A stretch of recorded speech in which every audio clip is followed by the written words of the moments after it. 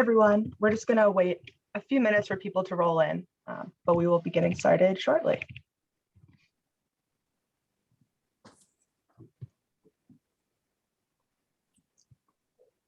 Just retweeted.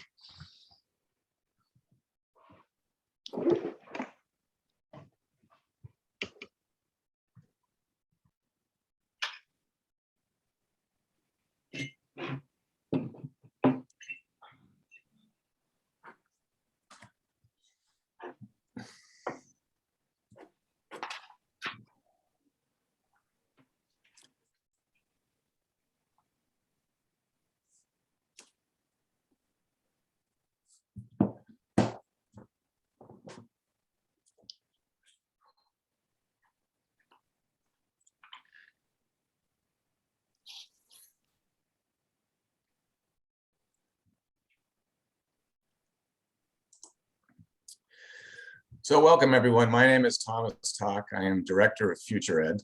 And as you know, many of you know, the federal government has provided nearly 190 billion with a B to elementary and secondary education in 3 rounds of funding to help schools recover from the COVID crisis. Much of the first and second rounds of what's known as ESSER funding for elementary and secondary school emergency relief has been spent on supporting distance learning and COVID safety measures. Today, we're pleased to co-host with the data firm Burbio a discussion of how local school districts are planning to spend the third and largest portion of ESSER monies, which Congress approved in the American Rescue Plan Act a year ago. FutureEd has worked with Burbio to analyze $50 billion in proposed spending by more than 3,000 school districts, educating 60% of the nation's public school students.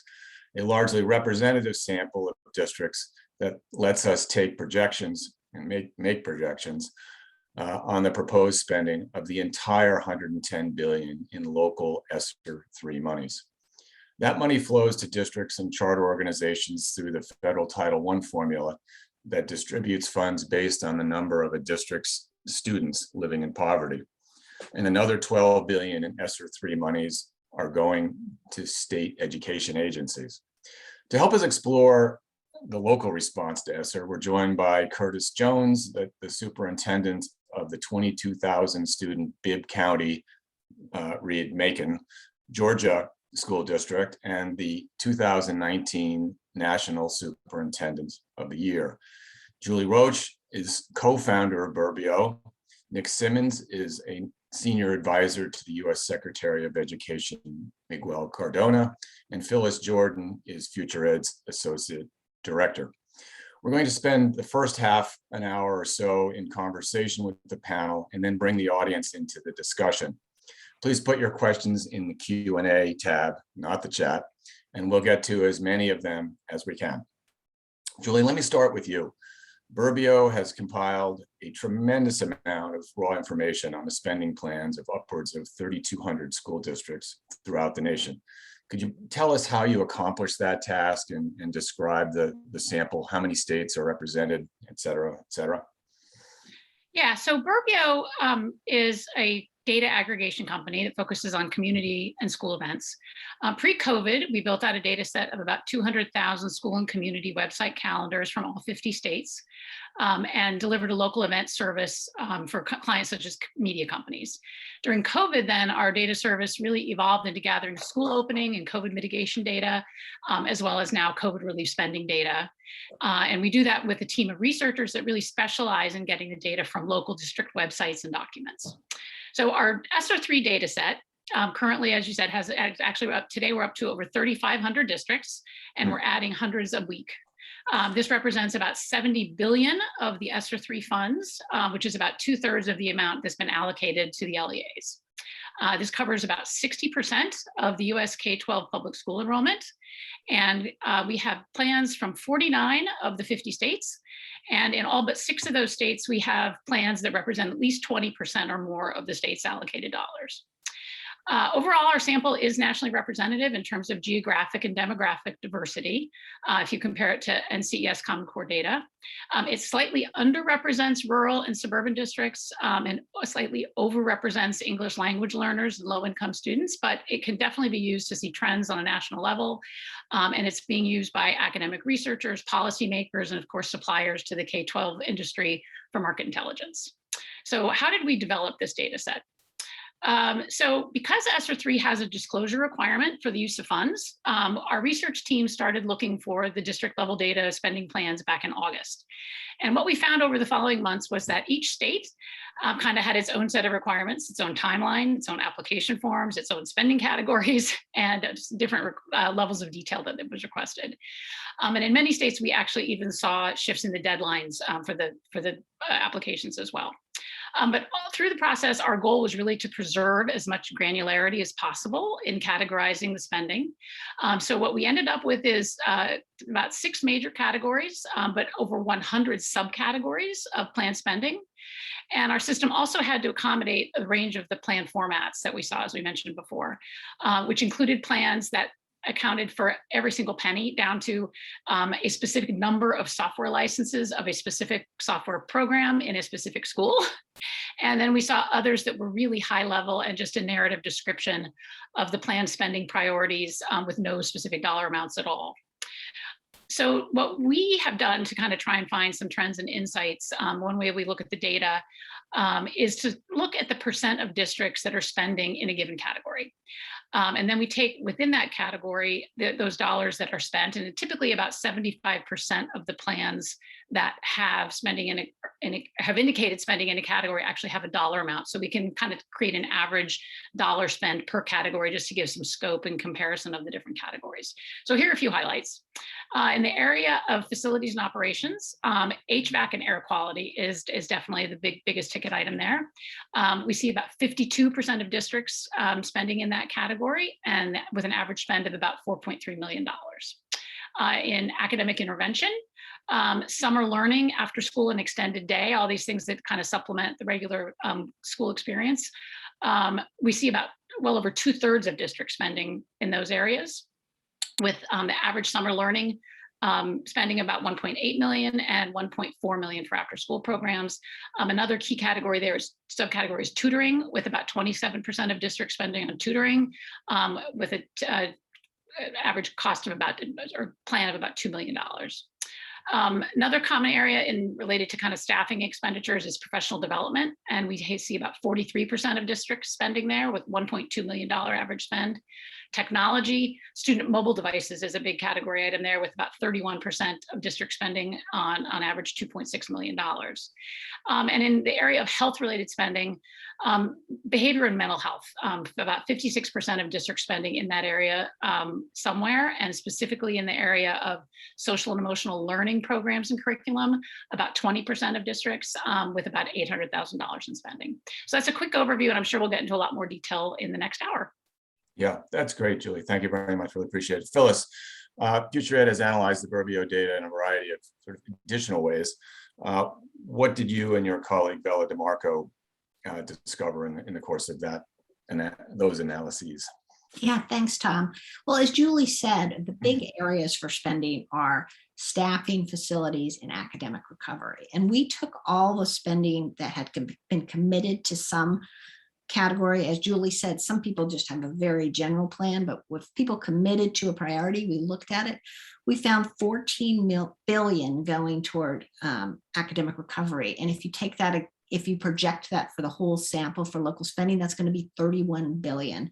The facilities were about $11.9 billion, which would be about $26 billion, and staffing about the same, about 11.8, $25 billion. We also cut the data in different ways. We thought, are people in high poverty districts with a high concentration of children living in poverty spending this money or planning to spend this money in different ways than those in more affluent districts? And we found that the answer was yes.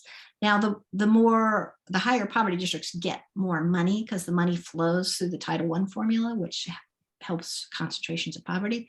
But they're also spending it in different ways. For instance, they're more likely than their more affluent districts to spend on ventilation, air conditioning, heating upgrades, and other facilities projects. They're more likely to spend on instructional materials. The more affluent districts are more likely to spend on summer learning and on psychologists. And what we sort of see is a hierarchy of needs where these under-resourced districts that have crumbling buildings or 20-year-old textbooks are catching up and using this money to address these longstanding needs. We also took a look at whether rural and urban and suburban and town districts are spending the money in different ways. And we found that, again, that was true. In all these areas, teachers and teaching and staff are a big priority, but we found that rural areas are more likely to spend on transportation, and the urban and suburban areas are more likely to be spending on social emotional learning and psychologists. After school, they're spending more tutoring. These suburban and especially urban districts are spending more. So in some cases, for instance, the psychologists, it could be the access. There's a lack of access to mental health professionals in rural areas. And some things like after school could be a transportation issue. It's hard to get kids back home after school when they're more spread out across a larger environment. You're mute, Tom. You're on mute, Tom. Thank you. Curtis, Bibb County has received 100 million in ESSER 3 monies. So how does that figure compare to, say, your annual budget, just to give some context? So our annual budget is about 207 million a year. So this amount is about half of that amount. Turned out to be closer to 48%. But the difference is this money that we're receiving is also over a 2-year period. So when you look at it from that perspective, it's about 25% of what our annual operating budget would be. Yeah, substantial. So give us a sense of what and how you and your colleagues decided to spend the money. So as you can imagine, when this was announced, a lot of people got interested. And so we had a public hearing where we allowed the public to come to share with us, this is what we think needs to happen, because they were the ones who had the students who had not been in school, and they were the parents who'd have also been able to experience that. We also wanted our business community to be a part of that process as well. So we did a request for funding proposals to see what did the community have that they could offer that was available, because they've always had ideas of what we could do. We wanted to be able to address that. But then we did this. I said to principals, if I gave you $1 million, what would you use it for? And they came back with, are there any strings attached? And I said, there would be some strings attached from the federal government, but not from me, and maybe some from the state. But if you had the opportunity, what is it you would use the money for? And then I told them, you get $1 million, you get $1 million, you get $1 million. And they came up with some great plans that addressed the needs that they had not been able to cover in their continuous improvement plans. I then went to the district office and said to those individuals, we now know what the schools have asked us for. What is it that you see as teaching and learning or student support or personnel that is missing? What is it we need to add in? And they were able to then develop plans as well. We took all of those requests, gave them to our Board of Education and said, this is how this breaks out into these different categories of what it is we would like to do. We talked to the community, we talked to parents, we talked to teachers, we talked to schools, and I've talked to my staff. And based on that, the board was then able to come together and approve a plan for us for 2 years. Wow. And so give us the highlights. What turned out to be the priorities, both among the principals, central office, and sort of overall? So as you can imagine, the first idea that they had was, how do we address what we think is this learning loss? And we want to be able to address it quickly. And so their statement was, we need to do something over the summer that will make school different and be able to get students to come back. Because at that time, we were still worried with students, would they come? What do we have to do? And so our focus at the school level was to create summer learning opportunities that were more like summer camp than summer school. It was for all students, so they would be able to come. And so there were a lot more enrichment activities at that point because we wanted everyone to be able to participate. We also wanted to be able to look at those students who we knew were already behind academically and be able to personalize their learning experience. And so the schools came up with this idea that we need to do some tutoring. But they wanted to let the tutoring be not only school-based, but also to get homework assistance as well, because we wanted to be able to let, again, everyone be able to participate in that process. And that turned out to be pretty good. As we then continued to move forward, the central office came back and said, you know, we're in Macon, Georgia. A lot of our students have not been able to travel. If we have a first grade student, they have not really been out maybe in 2 years, since they're now in third grade. So we put in place a lot of field trips that would help them come back together, because what we saw was that the ability to connect, to coordinate, to figure out how to get along with their peers was important. And we wanted to give them those opportunities as well. And so we saw that we needed to get involved with social emotional learning and be able to integrate that in with some other cultural experiences. And then we spent a lot of money on personnel. We hired about 250 people to help out across the board. That's really helpful. So let me just ask you a few quick follow-ups on that. So what was the investment? How much did you spend on summer school? This was for last summer. So what you ended up seeing was about a total of about 15% of our money was spent on summer school, but you have to recognize that was going to be over 2 summers, because what we wanted to be able to do is make sure that what we did that first summer, we could improve upon the second summer as well. And so that ended up being about 15% total that we set aside for summer school. Got it. And on the tutoring, have you had any difficulty finding tutors? I think your homework help idea is really interesting. Variation on the tutoring concept, but a lot of people around the country are saying that they're struggling to find folks to staff that work. So that has been difficult to find. As you can imagine, we've had a hard time finding substitutes to come into schools as well. So the tutoring has been more difficult than we thought. We have a relationship with the United Way, though, of Middle Georgia, and they, over the past, say, I've been here now for 7 years, over the first 4 years, had a program where they would bring in some tutors to work with some of our students to improve their reading. And they also would work to help them with their mathematics in some cases. That group of individuals, especially the college students, in some cases were willing to come. And so while it had been a volunteer thing before, now we were able to offer some stipends to help them to come in and do that.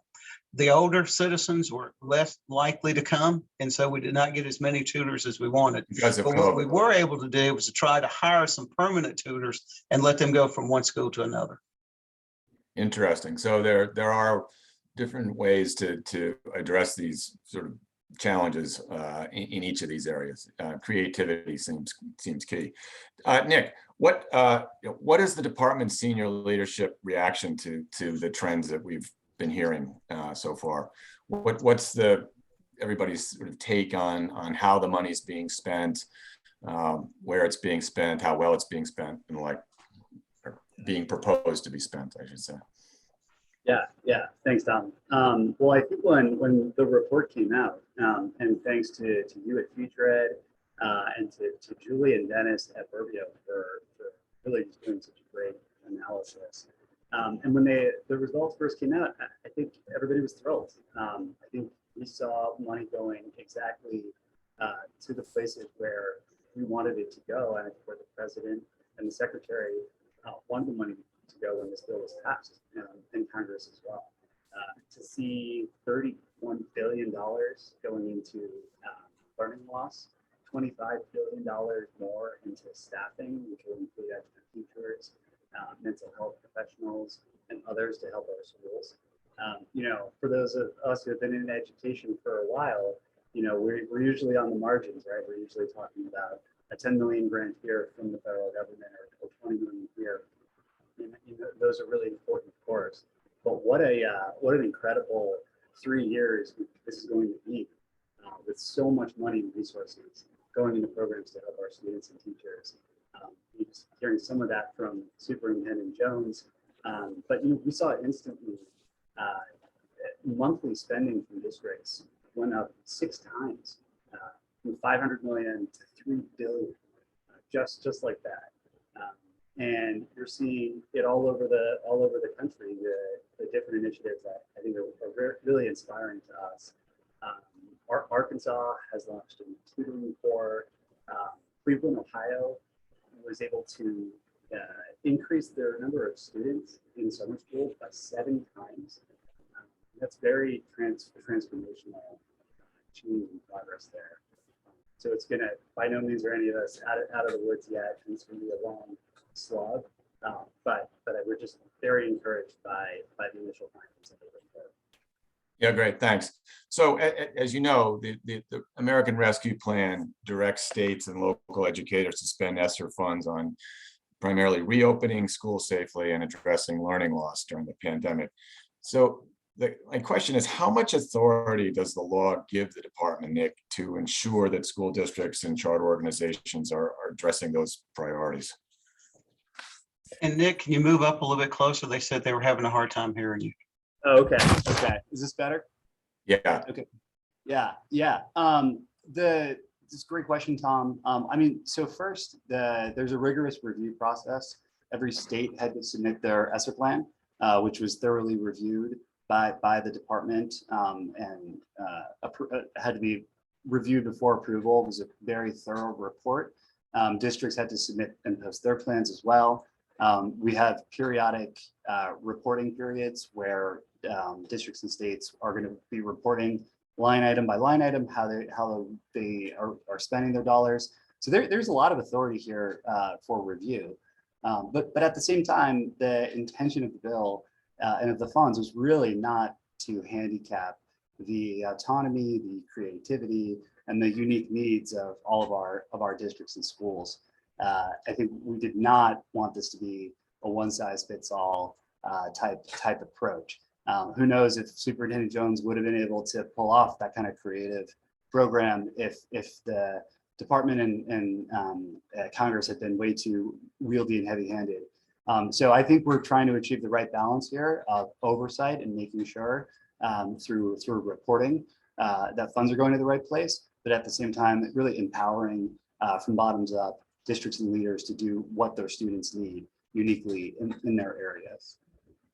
Great, thanks. So beyond the reporting requirements that you described, what other steps are you taking, the department and the administration taking to both monitor the evolution of this ESSER process and ensuring as part of that districts are spending the money, as effectively as we all would hope?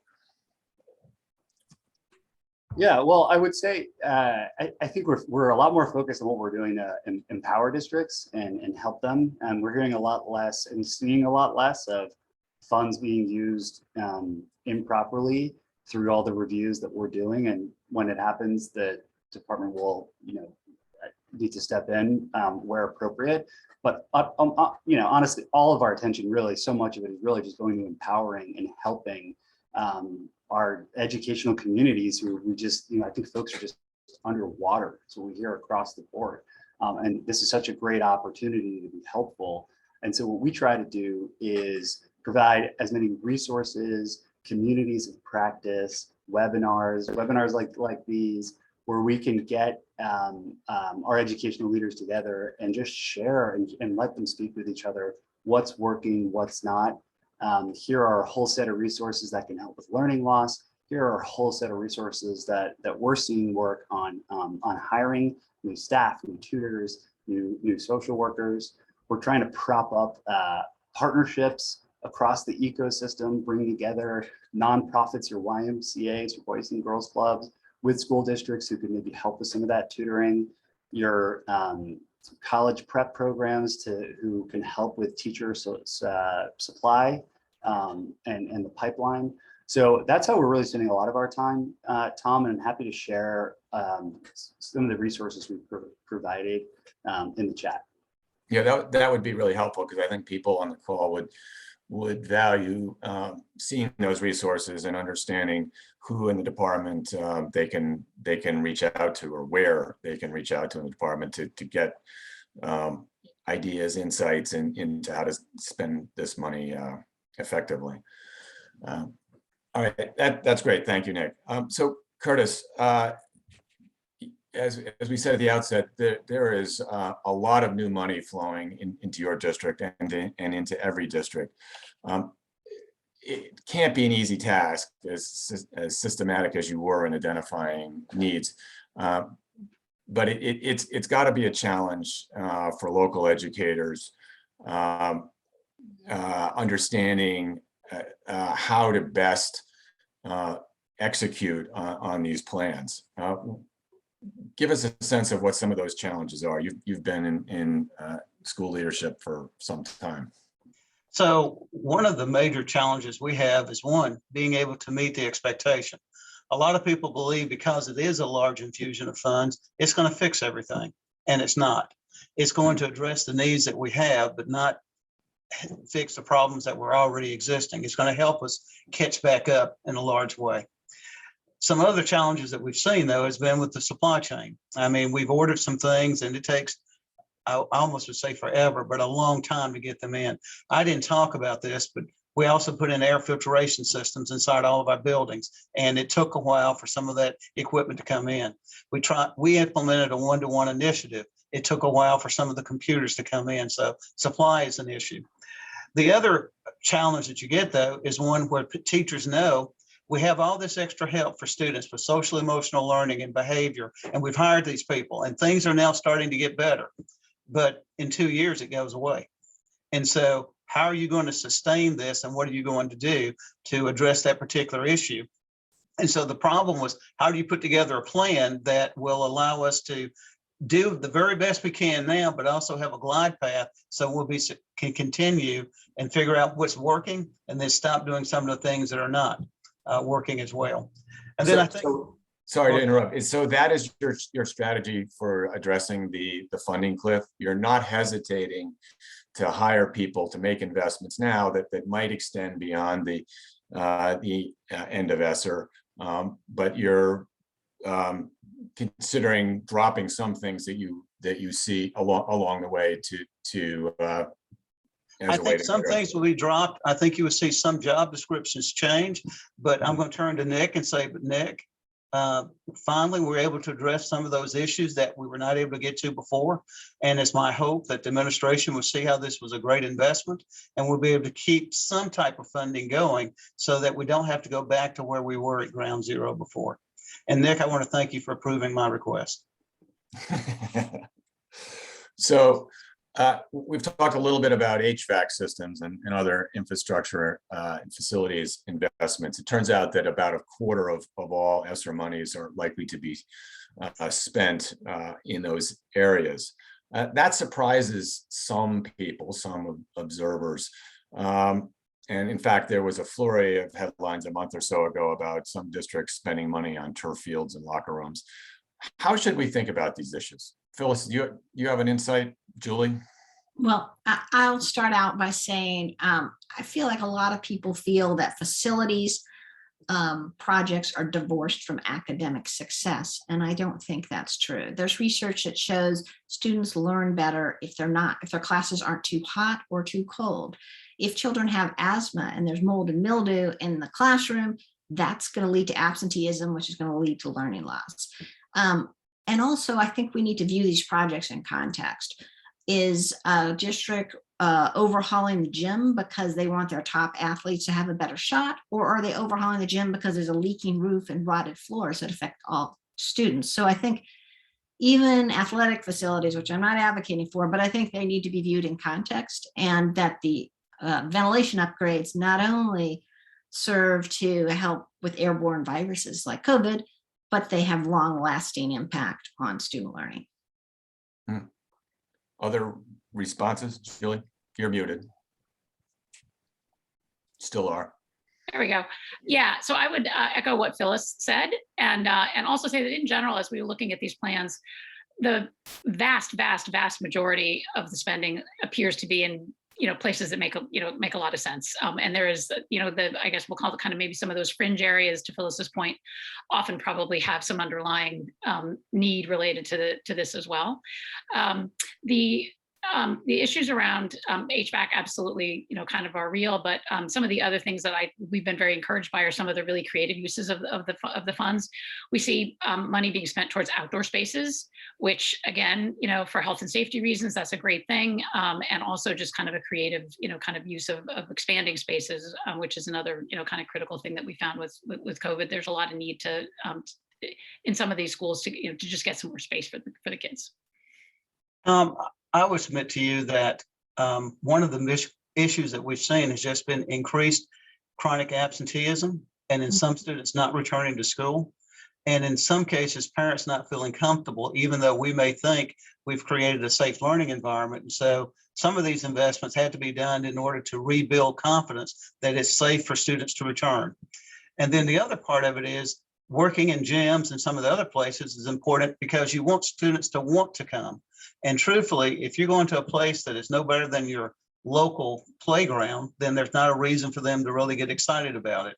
I've always thought the school should have better facilities than what a person may be able to get in their local community. Hasn't always been true, but we need to be able to do that. And so we were fortunate. We did not have to do a lot of facility work like that. But if you want to have students inside gyms, at this time, you need to have air-conditioned gyms, and people need to recognize that it's not the 1940s anymore.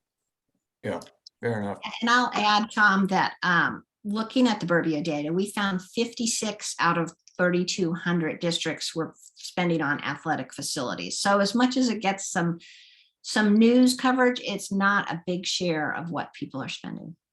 Yeah, fair enough. So Nick, Curtis mentioned supply chain challenges on some of these infrastructure investments. As you well know, right, the American Association of School Administrators has sought to extend the deadline for local ESSER spending on HVAC and related infrastructure projects. Is that possible? Is it reasonable? As it happens, a couple of people have asked that similar questions in the chat as well. Yeah. Totally understand I think we all are very understanding of that issue and something we are still working out internally at the department. A lot of it depends on interpretation of statute, legal authority, conversations with Congress, et cetera. So it is certainly complicated, but we are very well aware of the issue and still having our internal conversations about what we can do to be most helpful there. All right. Well, I did just share in the chat a resource that we put out several months ago about how to best use American Rescue Plan dollars, at least in the short term, for ventilation efforts and improving quality of air in school, both short term for COVID, but long term on some of the infrastructure issues long term that were just mentioned. Right.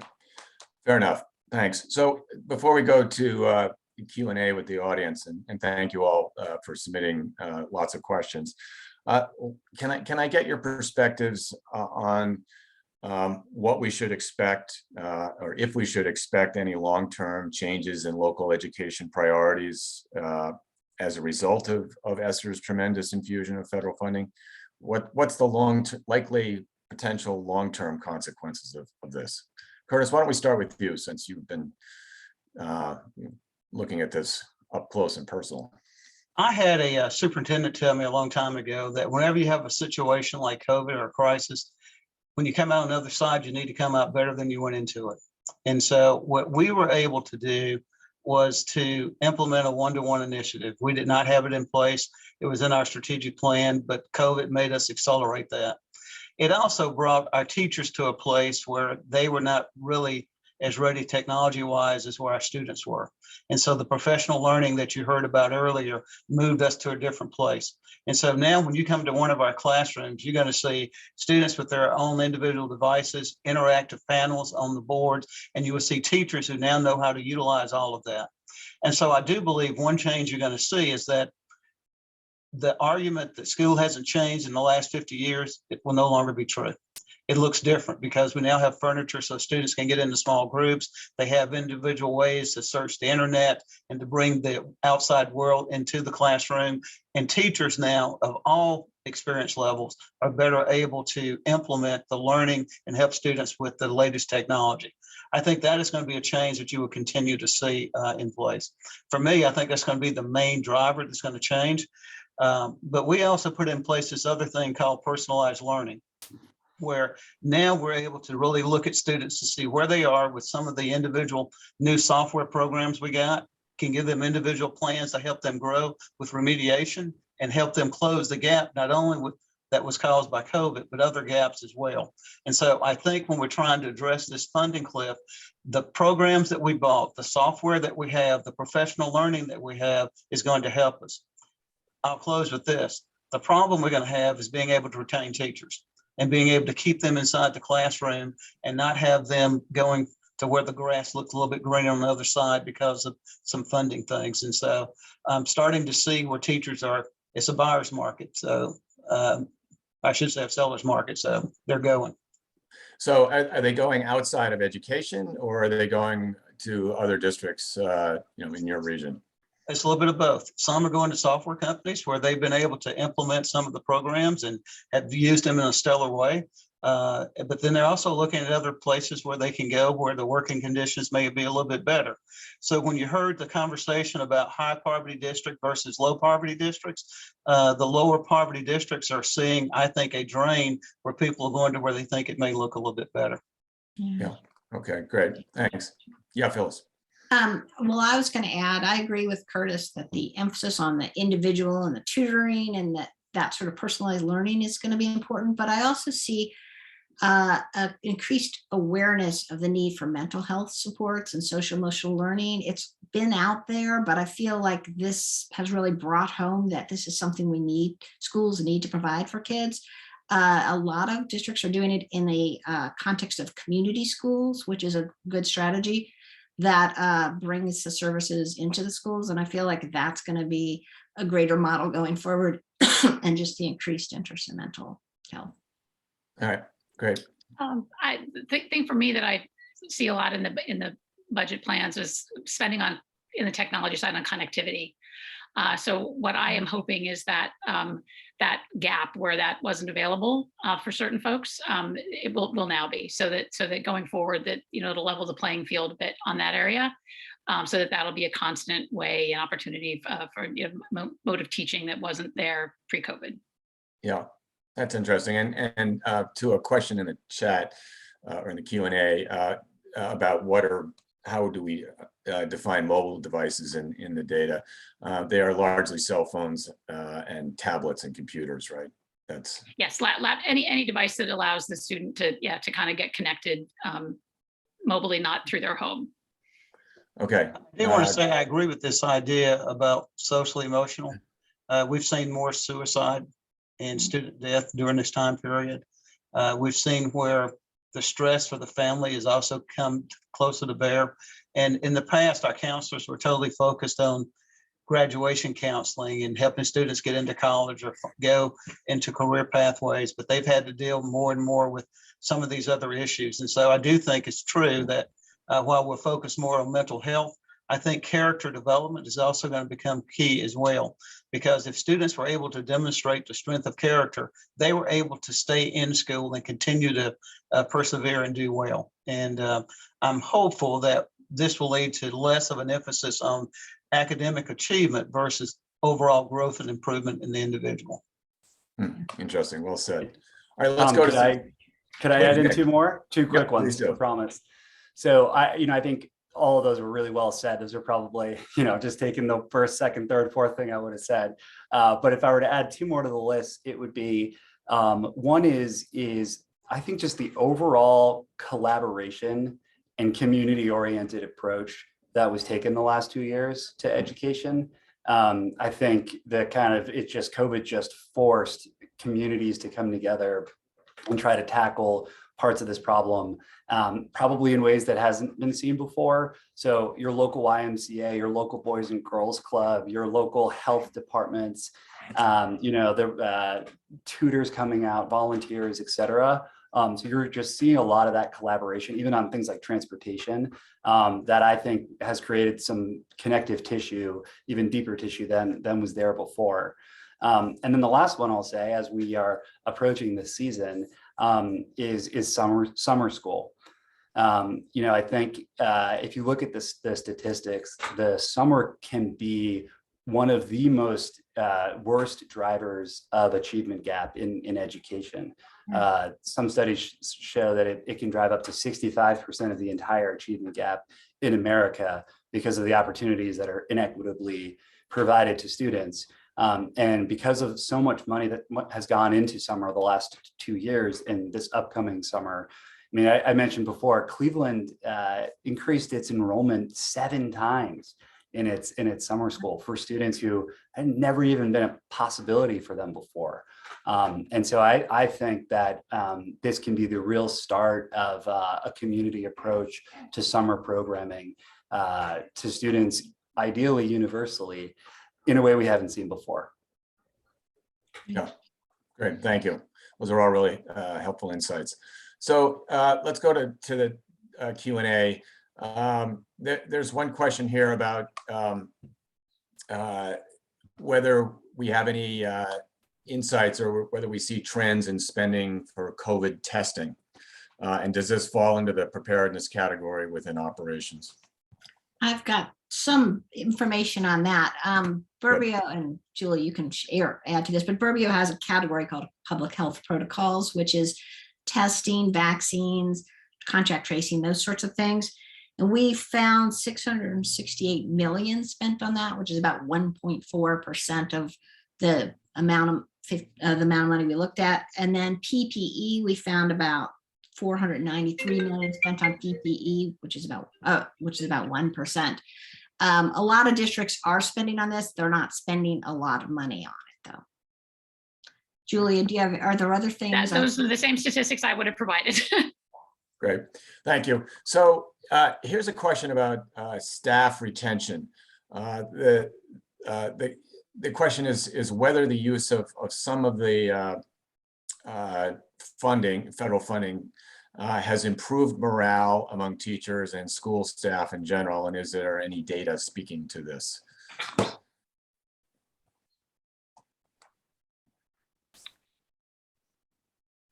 Well, I have anecdotal data, and we were able to use some money. As you know, some money went to the educational agencies. Our governor is also decided to come out at this point and give teachers a $2,000 pay raise, which was the last of a $5,000 pay raise he had promised when he got elected.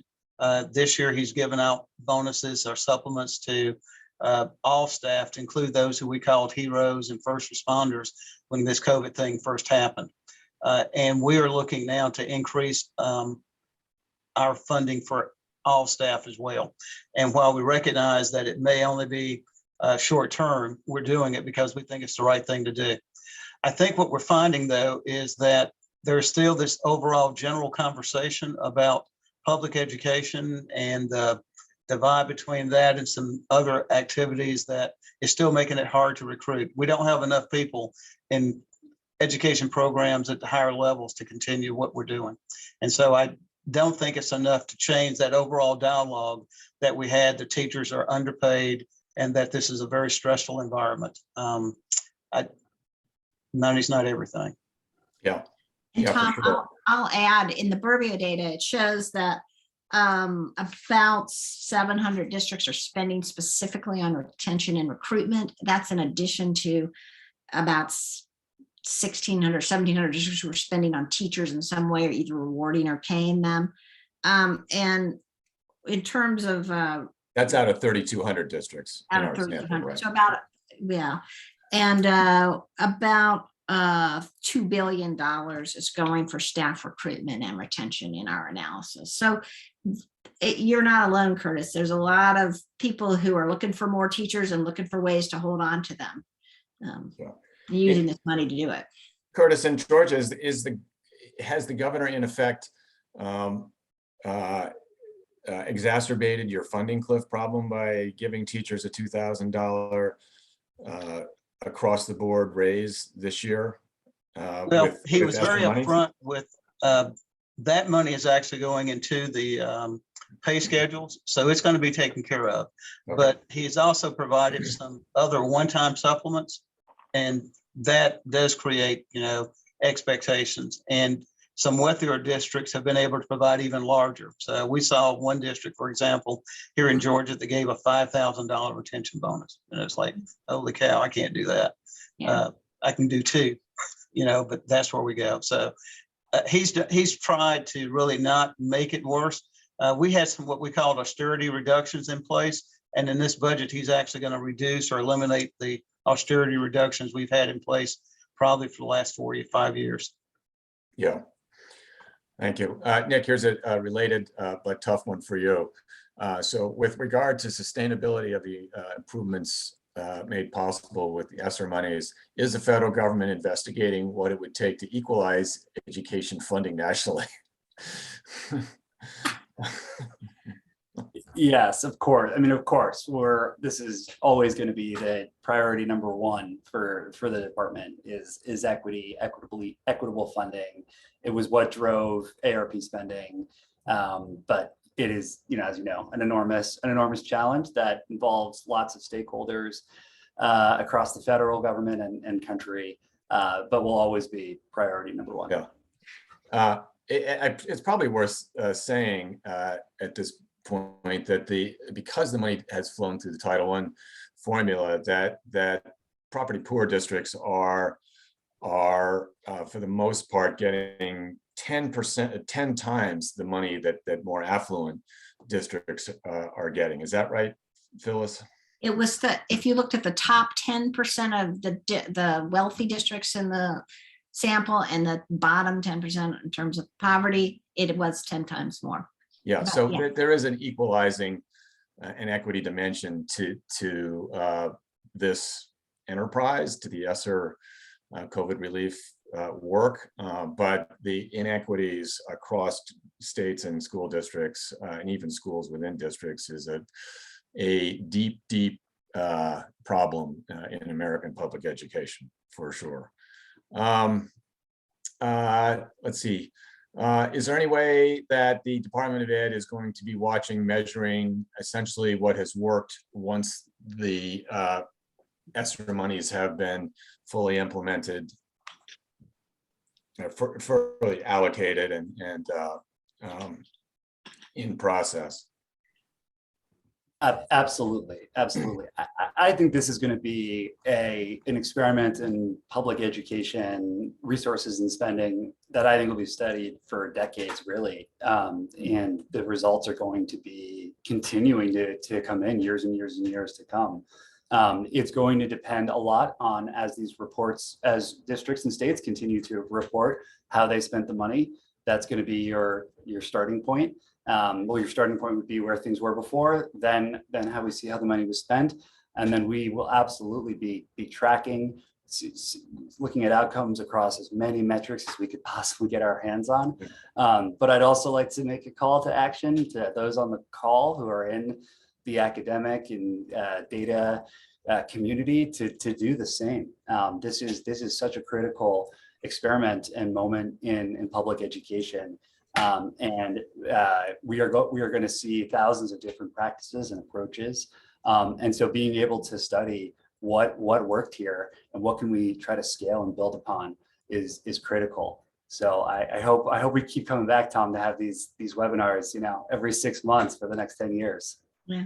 Well, and I'll add that some states like Connecticut has created a research consortium specifically to monitor this. And I know that there are also groups of researchers coming together. So like you say, Nick, I think you'll be keeping researchers busy for a long time to come.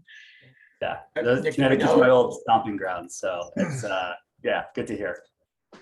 Do we know, Nick, if the department's research division, the Institute for Educational Sciences, is going to do some of this work or commission it directly? I think that's kind of to be determined. Right now, a lot of what IES is focusing on is immediate data research, which I think will then sort of aggregate and be able to build upon and make further conclusions. But they have something called the Pulse survey that they've been taking. They're using their NCS and NAEP survey sets to continue to gather data on attendance, on spending, on school reopening, on teacher morale, all that stuff. So I think they're going to play a huge role in this.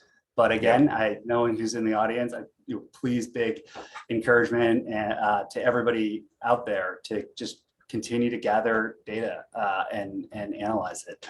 As you know, this FutureEd report with Burbio was so critical to our understanding of district plans, in real time. So it's going to be a group effort. Fair enough. So here's a question about instructional materials. Do we know specifically what kinds of materials they're purchasing and what subjects, et cetera, et cetera?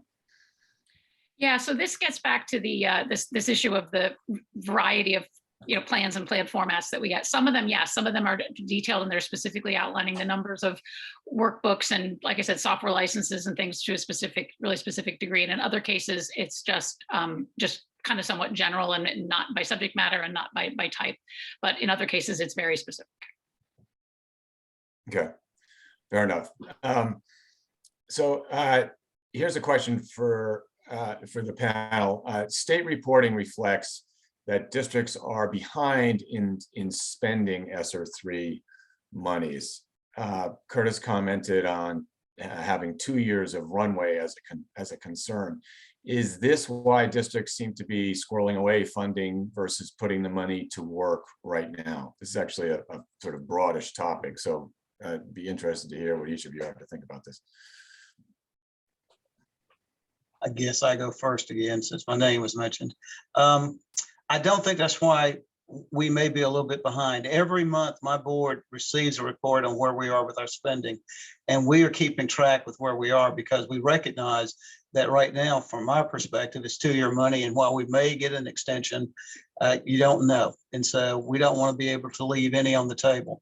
I think the concern that we had was making sure we spent it well, that we didn't get accused of spending it in a frivolous way, and that we were able to show some type of return that people in our community would be respectful of and happy with. And so I don't think there's the squirreling away. I do think there's a hope that there will be some additional funding coming once we see the positive benefits from this. And, I would direct everybody, Matt Barnum at Chalkbeat had a great story today that gets at some of those issues, plus some of the challenges Curtis was talking about earlier about finding the staff you want to hire. You can't spend on the staff if you can't hire them. Getting the contracts and the supplies needed to do construction projects. So there are a variety of reasons for lags in the spending, and hopefully it can all be spent by the deadline. Yeah, and I would just say too that there's a lot of money behind summer school, and obviously summer hasn't happened yet, so that we're hoping to see a lot of that spending happen shortly. Right, and I guess another example in the same vein is that if you hire a teacher on a 3-year contract, you're only going to allocate 1/3 of those monies in any given annual budget cycle. So you're not going to be. That's not all going to. That may be committed, but it's not actually being showing up as spent yet. The other thing we see on that too is ESSER 1 and ESSER 2 are the first to expire. So it's kind of that first in, first out trend that you see. So there's still a great chunk of relief funds there that we're seeing districts and states spend first, knowing that the ESSER 3 will be there for a bit more time. Yeah, good point. Thanks. So here's a related question. How do we learn where districts are at with their ESSER spending? You said, Curtis, that you've got an annual update. Is that made public or does it just go to your board? And what are other sort of strategies districts are using to publicize that information, and how can folks find it? They just have to go to our website. We publish our financial report on a monthly basis, and it is just one of the reports that our finance people are reporting on where we are with expenditures. Can't talk about other districts though. Yeah, I was going to say, given your sort of active role in the ASA leadership. Well, so every board has a requirement to monitor the spending and the funding, and so I would be surprised if they don't have a way of monitoring this on a monthly basis. I think we were a little slow to get going because of what was said earlier about the other funds that were being spent. We have now spent all of our CARES 1 money, and we're pretty well through like Harris too, but we started early. Not all states started at the same time either. Some took longer to get their plans together. Yeah. And I'll say some states, Tom, have a portal. I think Georgia has one, and they have different levels of detail. Georgia seems to have everything, every expense that the state paid the districts for. And other ones will have more general information, like 30% of the money has gone for salaries and 10% for supplies. But you could, people could check their state Department of Education website to see if there's some sort of portal there. Yeah. So another side of this issue is the, I hesitate to use the word pressure, but the request that the public makes for this information. I mean, if there's demand for it, there's likely to be more responsiveness amongst those states beyond Georgia that have been less forthcoming with the information, or just not had the resources to post it. Georgia seems to be out in front on this, and I think Connecticut is another state that you mentioned, Phyllis, has done work on this. I think Colorado is interested in very focused on transparency too. So the states are another resource, but ultimately it's up to the community and various stakeholders to ask for the information, and they should, because it's important, as I think the steps Curtis has taken suggest. Could I also just point out that it's also a requirement by law for districts to post these and for states to aggregate them, and also that the process by which districts were required to come up with their plans really required a lot of community input from parents, from community-based groups, from educators, et cetera. So just reiterating your point that is really a key principle of how these plans are supposed to be put together. So if that's not happening, yes, please do reach out and continue to demand accountability that's happening. Yep, great. We've got time for one or two more. Here's one on summer school. How much of quote unquote summer school in the plans looks like the combination of summer enrichment and academics described by Curtis in Bibb County? I'm sorry, you were broken up.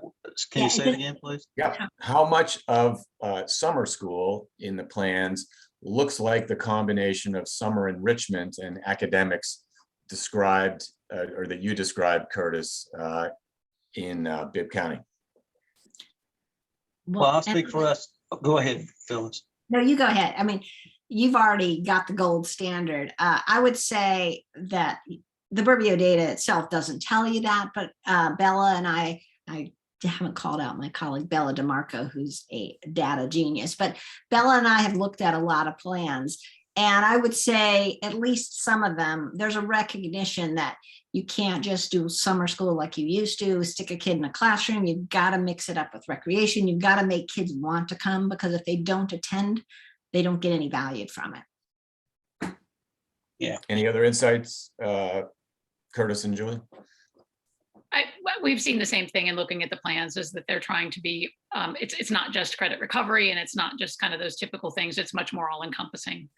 I think trying to be, provide a better, more enriching experience for the kids. Yeah. I think for us, the problem was that the first time we did this, it was still a lot of online learning, and people were ready to get away from that. As we got away from online learning, people were ready to get out and travel, so they didn't necessarily want to come to summer school. And summer school had that negative connotation to it. And so I think what you're seeing, our districts are trying to make it more of a camp experience, more of a community experience, with Boys and Girls Club, United Way, and other organizations piling in, so that one, there's some great activities for the summer with some other things that are being built in to make it work. I would be surprised if you don't see more enrichment this second summer than you saw last summer. Just because I think everybody wants to benefit from it. Yeah, and the parents at the hop in want to make sure their kids, just because my kids making A's doesn't mean they shouldn't be able to get something out of this as well. Yeah, and what you're suggesting, Curtis, goes to Nick's point about the increased sense of community in responding to COVID learning loss during the COVID era. Well, thank you all very much for taking time for your very insightful information and analysis, really helpful. Thank you to all of the participants on the call for your great questions, to the panel. And we'll continue to work on these issues together and you know, move the system forward for kids. So thank you all. Bye-bye. Right. Thanks for having us.